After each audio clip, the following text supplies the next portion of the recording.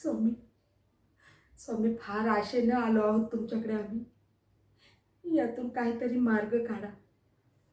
गेले कित्येक दिवस झाले जीवाला नुसता घोर लागला. कसं होणार या मुलीचं, काय होणार? फार हाल होत आहेत हो तिचे. आणि ते नाही बघवत स्वामी, नाही बघवत.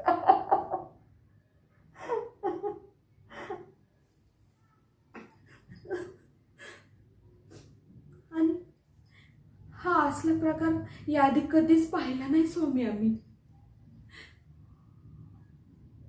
ठरलेलं लग्न सुद्धा मुलीचं मोडलं. स्वामी,